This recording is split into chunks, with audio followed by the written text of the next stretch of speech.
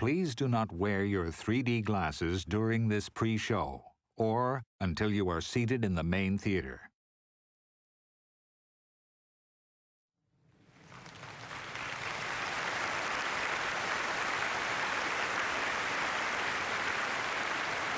Now it is time to take longer strides. Time for a great new American enterprise. Time for this nation to take a clearly leading role in space achievement. I believe that this nation should commit itself to achieving the goal before this decade is out of landing a man on the moon and returning him safely to the Earth. We didn't know how to go to the moon. Nobody had been to the moon. And to send a man to the moon and land on the moon within a decade was a real challenge. And those involved at the time looked at each other and often thought, how can we do this?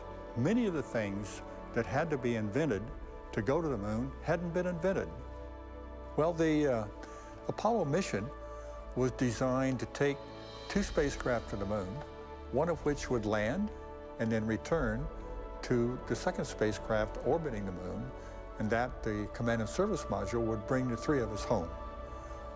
So in order to carry all of that, the giant Saturn V booster was constructed.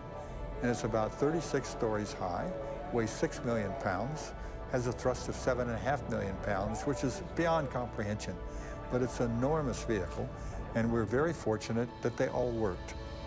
Well, Apollo 15 was the first of the J missions, the so-called extended scientific exploration of the moon. And we had the capability to live on the moon for 3 days. Previous missions could stay for about a day and a half or so. You're very comfortable in that environment. So you proceed with your main task, which was the geology, albeit you had to pay attention to all the systems and the suits and the backpacks at the same time. But the purpose was to explore the moon, and Jim Irwin and I had a great time doing that.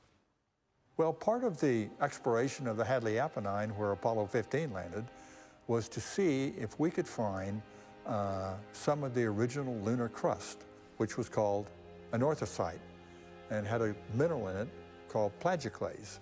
And the uniqueness of the anorthosite was, in the sun, it will sparkle.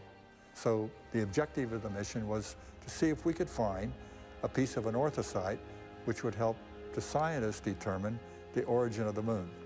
And we found it during our second EVA on a 3, and we collected a piece of anorthosite, which is about 4.2 billion years old.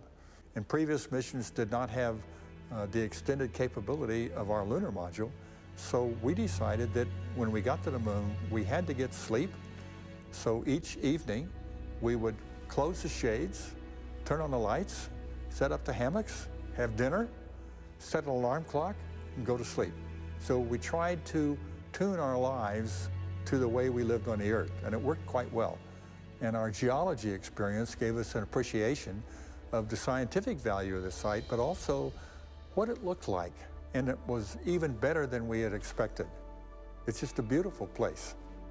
The lunar module built in 2 pieces, such that the descent stage became the platform for launching the ascent stage, which went back into lunar orbit, rendezvoused with the command and service module, and then the command and service module propelled us back to Earth, and on the way to Earth, we dropped the service module and re-entered with just the command module.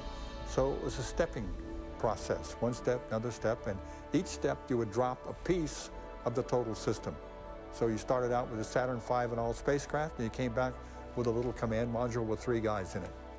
The film really expresses is our experience during the flight.